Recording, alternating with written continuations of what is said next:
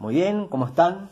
Vamos a ver un poco de el arte griego, el arte antiguo de Grecia. Arrancamos de nuevo con este mapa del mar Mediterráneo, como verán aquí, Europa, norte de África y aquí tenemos un pedacito de Medio Oriente. Muy bien, el arte egipcio habíamos hablado que estaba aquí. Fíjense la diferencia con lo que es Europa. Y lo tenemos a los griegos en este sector. Hay mucha diferencia. Es un lugar muy escarpado, con diferentes accidentes del relieve, ¿sí? Como podrán ver, con muchas islas.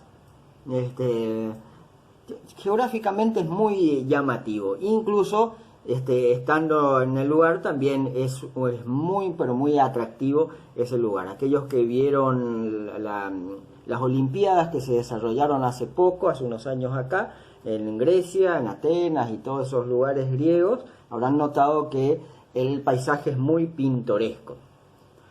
Esta cuestión del relieve siempre afecta de algún modo u otro la manera de vivir de los lugareños, ¿sí? Algunos a favor, otros en contra, según sus características mentales, por así decirlo, ¿no?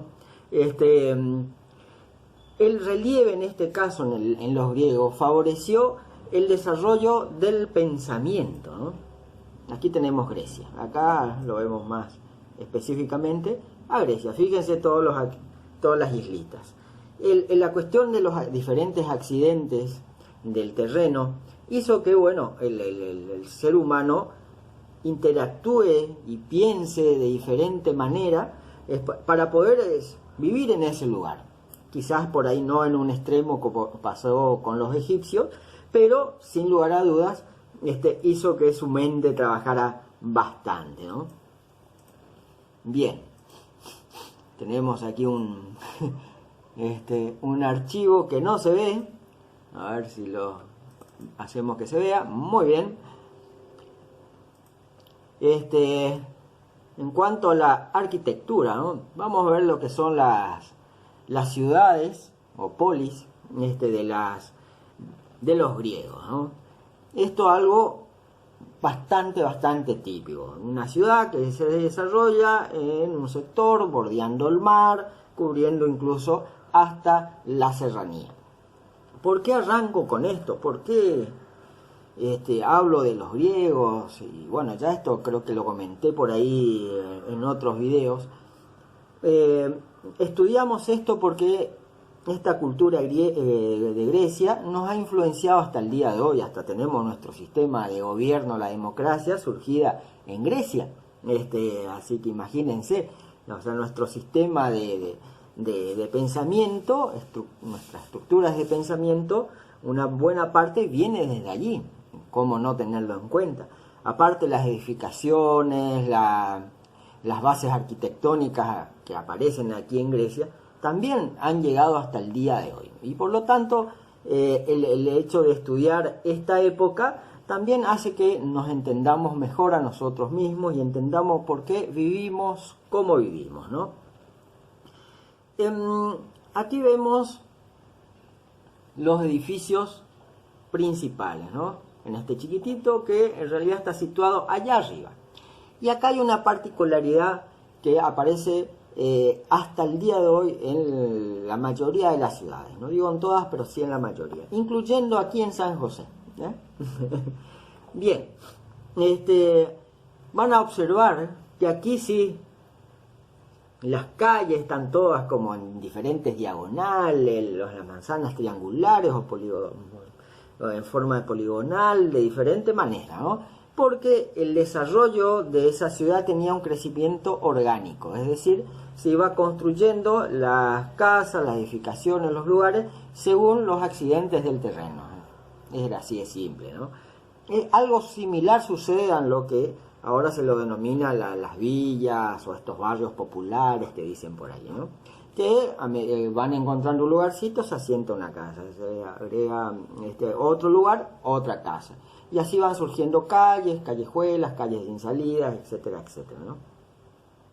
Bueno, esto es lo que sucedió en Grecia, en las ciudades griegas. Había un crecimiento orgánico, es decir, iban construyendo a medida que podían en un lugar, en otro, y así fue configurándose la ciudad.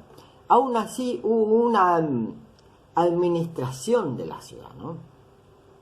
Si ustedes hacen memoria con San José, y si yo les pregunto a ustedes, ¿cuáles son los edificios principales, ¿no? Me van a decir, bueno, de San José, me van a decir, bueno, la municipalidad, la iglesia, bueno, las plazoletas también, los supermercados más importantes están allí, o por lo menos los más grandes, los locales más interesantes, más atractivos, a medida que nos alejamos de ese centro, yendo hacia las periferias, los barrios, digamos, las casas se van haciendo más humildes, los locales más sencillos, ya deja ver el asfalto, o sea, ya empieza a denotarse que hay un mayor descuido, si se quiere, de las edificaciones. Por ahí hay un cuidado, pero no totalitario, por ahí individualmente alguno que otro vecino y nada más, ¿no? Esta costumbre, si ustedes se fijan, de construir de esta manera, de ubicar en el centro, en la zona principal, los edificios principales, ya viene desde Grecia. Y además hay otra particularidad, ¿sí? Si ustedes hacen memoria con San José, estos edificios principales están en la lomada. O sea, si ustedes de pronto sacaran todas las casas, todas las edificaciones que hay en San José, van a notar que es una loma, una gran loma, ¿sí? Y en la zona más alta están estos edificios principales. Y a medida que nos acercamos a los arroyos, tenemos las edificaciones más sencillas, ¿no? Esta costumbre viene desde Grecia, ¿sí?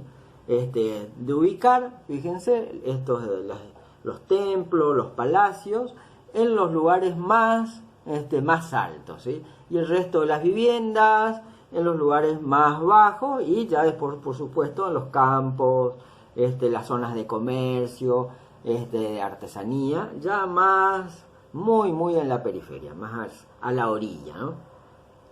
Esto se hacía así por una cuestión defensiva, en realidad, por un lado, ¿no? Porque si eran atacados, era frecuente y normal las diferentes batallas, guerras, entonces los primeros que eran atacados era el pueblo de alrededor, ¿sí? Los barrios más humildes. Y por último se llegaba a las edificaciones principales, ¿no? Está el palacio y todo, ¿sí? Incluso si observamos acá con atención, a ver si lo puedo agrandar, creería que sí. A ver si lo agarro. Ahí está. Van a notar que esto está construido sobre, miren, hay unos acantilados aquí, tal como se puede observar allí, hay muros defensivos, es decir, y acá fíjense, un muro defensivo, pero se puede acceder, acá esto atacan, después si se pasa a este sector, así hasta el último.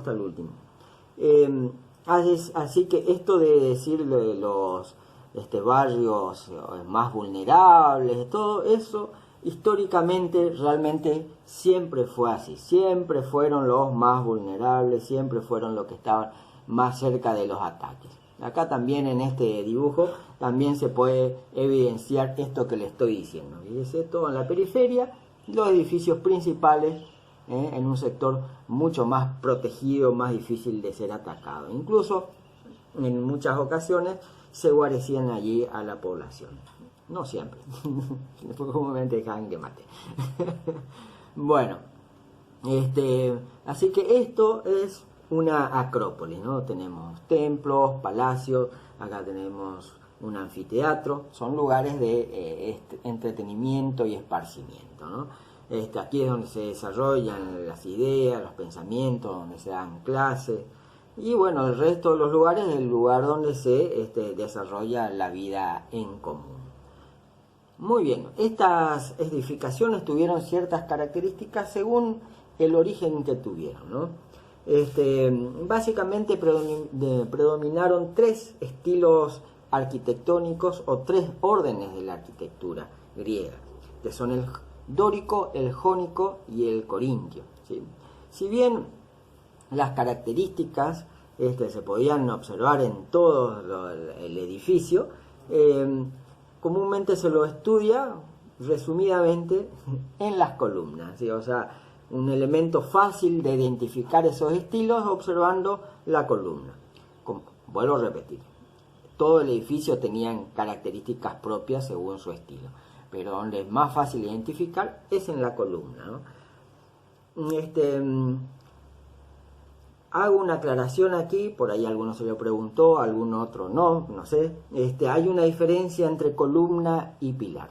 Las columnas son cilíndricas, es decir, tienen una superficie redondeada. Y los pilares son como estos, pero son cuadrangulares, es decir, tienen las superficies planas, por lo menos de 4 lados. Entonces, los pilares son básicamente cuadrados y los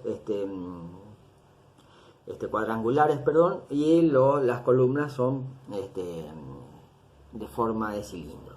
Bien, en el orden dórico, el estilo arquitectónico dórico, teníamos una columna sin base y con un fuste bastante ancho, que si observan con atención se ensancha levemente, ¿sí? Y un capitel muy sencillo. Aquí tenemos estaba acanalado, ¿sí? Esta edificación, comúnmente estaba acanalado, tenía un sector, digamos, acanalado y un sector plano, y después otro sector acanalado, ¿sí? De forma intercalada. El estilo jónico, como van a poder observar aquí, sí, ya se observa una base, como muy similar a la que está aquí, y ya tiene un capitel, como típico capitel griego, comúnmente es la que más recordamos, son capitel con volutas, que son estos pequeños redondeles, espirales en espiral, ¿no? Así que aquí también tiene volutas. Comúnmente el estilo jónico las columnas son más esbeltas que la dórica, ¿sí? Aquí, antes de pasar al corintio, que básicamente es muy similar al estilo jónico. Por ahí cambia en las hojas, en la parte del capitel y otros detalles más, el tipo de mayor cantidad de plataformas de la base. El capitel comúnmente reproducía algún tipo de forma vegetal, comúnmente hojas de acanto, ¿sí? Acá se observa más que nada en el estilo dórico, pero en todas las columnas de todos los estilos, comúnmente en la zona central, o yendo hacia arriba, digamos, se ensancha, es un poquito más ancho, ¿sí? En un sector, y después se afina, ¿no? Esto para dar una ilusión óptica. Imagínense, una persona parada es, no sé, como mucho 2 dedos de esto, es decir, más o menos así es una persona, ¿no? Entonces, si una persona, o por ahí más así, pero bueno, una persona parada aquí, mirando hacia arriba, esa forma curva del fuste, o sea, el cuerpo de la columna se llama fuste, esa forma curva del fuste hacía que se provocara una ilusión óptica, con la cual las columnas parecían tener mayor altura. O sea, si, no sé, el edificio, las columnas tenían 5 metros de altura, con la ilusión óptica parecían tener 6, ¿sí? Esto para dar una mayor grandiosidad a las edificaciones. Estas cuestiones de las ilusiones ópticas en la arquitectura es muy común en las diferentes épocas, ¿sí? Siempre se lo repite, y está muy bien. Estamos complicados con estos que se anulan, ¿no? Bien, tenemos el edificio principal, no digo principal, el más conocido, el Partenón, ¿sí? Este templo de estilo dórico, fíjense como las columnas no tienen base, el fuste es muy ancho, como podrán ver. Acá, si bien las personas están bastante lejos, igual se puede observar que esto realmente es muy grande, ¿sí? Toda esta parte estaban lleno de esculturas en relieve, así que este es el edificio más conocido de la arquitectura griega, el Partenón. Aquí tenemos un anfiteatro, ¿sí? Se aprovechaba comúnmente los declives del terreno, lo trabajaban, tallaban las piedras y agregaban otras, y para lograr esta acústica. Se podía escuchar desde el escenario aquí prácticamente todo y sin necesidad de micrófono. Es decir, la propia característica del lugar, este formato favorecía la acústica. Además, obviamente, se crearon para las obras de teatro máscaras, comúnmente tenían un elemento modificado la boca, esas máscaras, para ayudar a la ampliación de la voz, como una especie de amplificador. Pero esta característica ayudaba muchísimo. Así que anfiteatros de este estilo tenemos mucho. Hay aquí en San José también tenemos un anfiteatro, todos de piedra, lo conocemos muy bien. Muy bien. En cuanto a la escultura, las esculturas ellos las hacían en bronce, en realidad, ¿sí? Se conservan muy pocas esculturas en bronce, muy pocas. La mayoría de las esculturas griegas que conocemos son copias hechas por los romanos. Los romanos, cuando se apoderan de Grecia, gustaron de estas esculturas, la copiaban, ¿sí? Y una vez que la copiaban en mármol, en piedra mármol, tal como se puede ver acá en el caso del Discóbolo, lo copiaban y luego derretían el bronce para hacer armamentos. Es así de simple: espadas, escudos, armadura, no sé, los diferentes elementos de los carros, de las aurigas, etcétera, etcétera, ¿no? Todo en armamento. Mirón era uno de los escultores más conocidos de Grecia, ¿no? Y aquí tenemos su obra más reconocida, el Discóbolo. Es muy, muy popular esta obra, así que mundialmente debería ser reconocido. A ver, lo tenemos a la Venus de Milo, así, sí no se sabe cuál es el autor. También es muy conocida esta obra. Se suele utilizar mucho en algunos dibujitos como bromas, porque vieron que no tiene los brazos, está el brazo cortado, entonces se puede jugar bastante qué es lo que pasaron con los brazos. A ver si tengo una escultura más. Sí, muy bien, aquí lo tenemos. Tenemos una escultura de Poseidón, que era el dios de los mares. Esta escultura fue rescatada del mar, se había caído, y bueno, gracias a eso se conservó en bronce. Fíjense la diferencia, el color y todo lo demás. A ver si tenemos otra escultura. Se sigue cortando como siempre. A ver, no. Las cariátides tenemos ahí, pero bueno, ya llegaremos a ellas. Bien, las esculturas, como siempre, eran muy atléticas, cuerpos muy armónicos. Ellos inventaron un canon de la figura humana, es decir, un tipo de medida, una escala humana para poder dibujarla y representarla en escultura y en dibujo. Una escala que representaba bastante lo real, una escala de 7 cabezas y media, perdón. Y con eso conseguían estas figuras muy armoniosas y muy perfectas.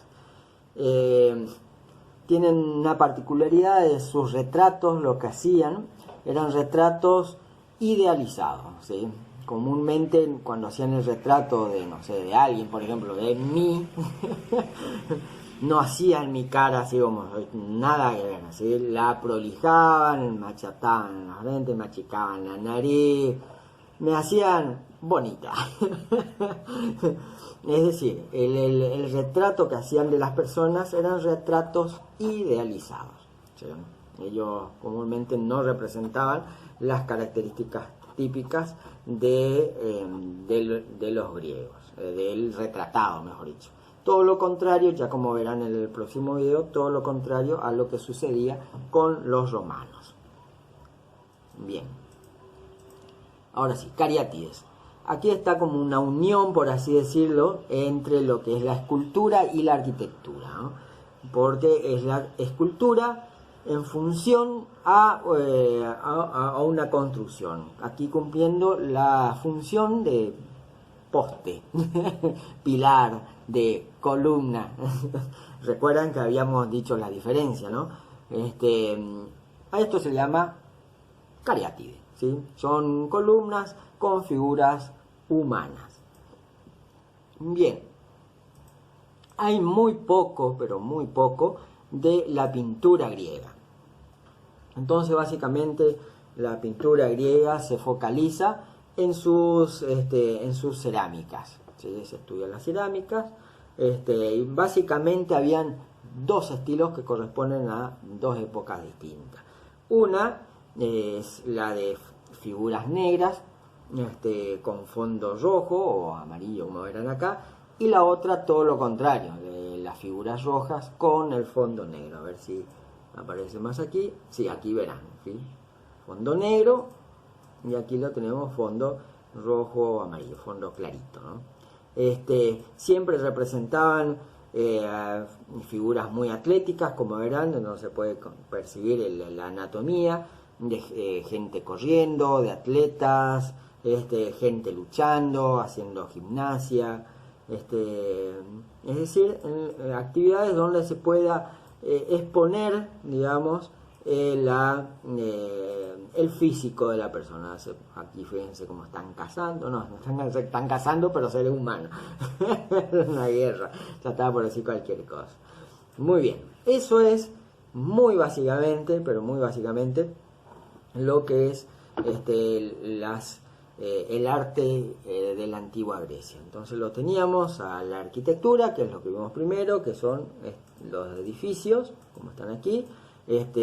Luego la escultura, ¿sí? Con estas reproducciones romanas de en piedra mármol, pero originalmente en bronce. Y bueno, las cariátides, bueno, acá ya se me borró una imagen, la pintura estudiada desde la cerámica. Así que bueno, esto es el arte griego muy resumido.